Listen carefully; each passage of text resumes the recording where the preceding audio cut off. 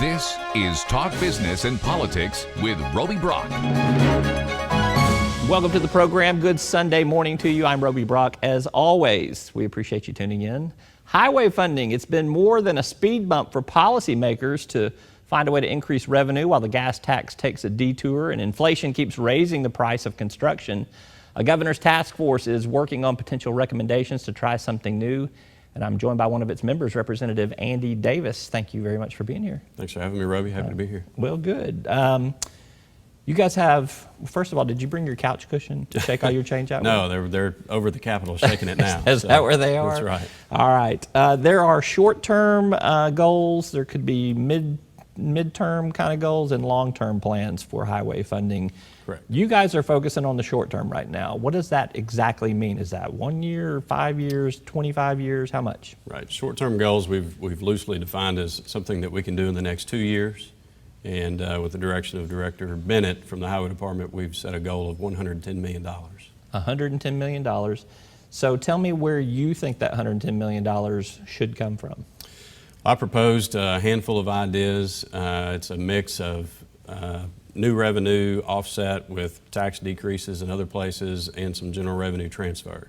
Give me a little bit more description of what some of those particular pots are. Okay, so quickly, there's $4 million of diesel tax money that currently goes into general revenue.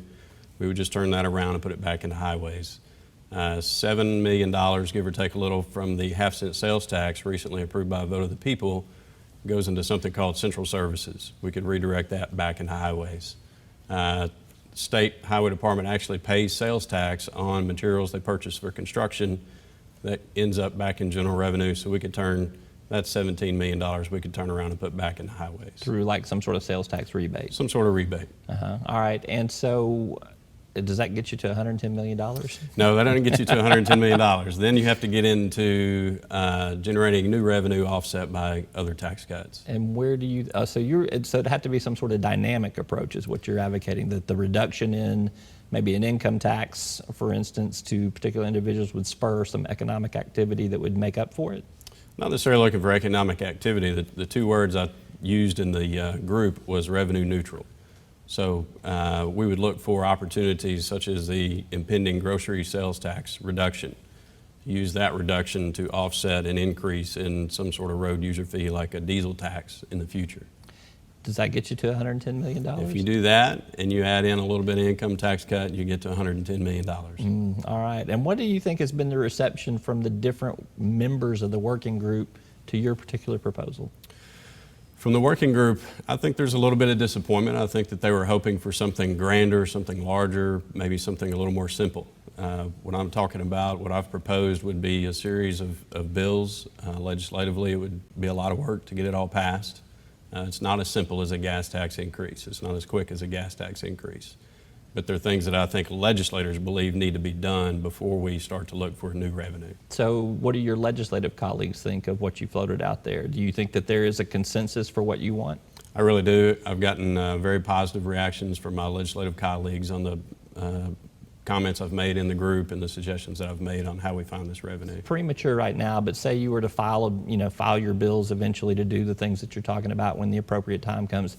Would you need 51 sponsors on those bills, or would you need 75 sponsors on those bills? Everything that I've proposed could be done with 51 votes, except for raising a diesel tax. That would actually require 75 votes. There's some other ideas that are floating around out there. You've mentioned the gas tax, which has been supported by the trucking industry, for instance, is in favor of a diesel fuel tax. Why not raise that tax now when you have the Trucking Association, which represents those truckers in Arkansas, saying, we're willing to pay more?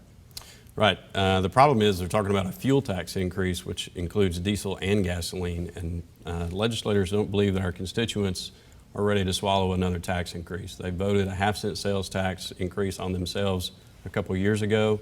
I don't think that we can take that as a signal that they're willing to accept any tax increase for highways. Even with low gas prices right now, and the fact that you could see some absorption in that, even if it was a short-term, temporary increase in motor fuel tax? Even if it's a short-term, temporary, well, for one thing, nobody believes us when we say it's going to be a temporary tax increase, right? We also know that while fuel prices are low now, they're going to go back up. Yeah.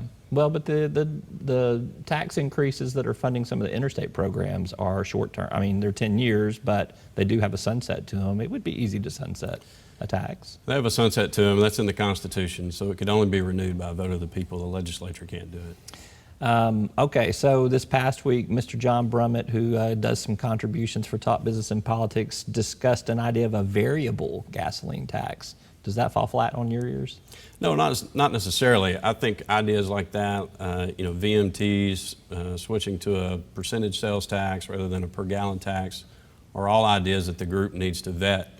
However, I don't think those things fall into the short-term goals. I got you. So hopefully we will set a plan in place to meet our short-term needs, and then we can vet those things for medium and long term. Would indexing for inflation, would that be something that would fall in short term, or do you think that's a long term as well?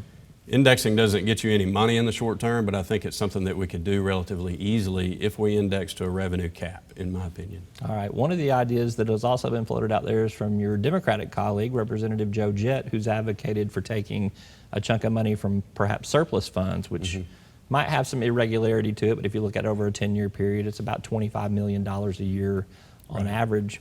What do you think of that idea? It's not a bad idea, and I wouldn't be opposed to it if the governor suggested that as something that we should look at in the next session or two. My problem with it is that it's a one-time shot. It's not a long-term change. We're not modernizing our tax code by any means in doing that. Yep. But you're dealing with money that is sitting there waiting to be used. We could also use that money to offset and justify income tax You reductions. could. All right. I just thought I'd bait you with that and see if you fell for it. So I appreciate that. All right. Representative Andy Davis, thank you very much for being here. Appreciate you very much. Thank you. Thanks for having me.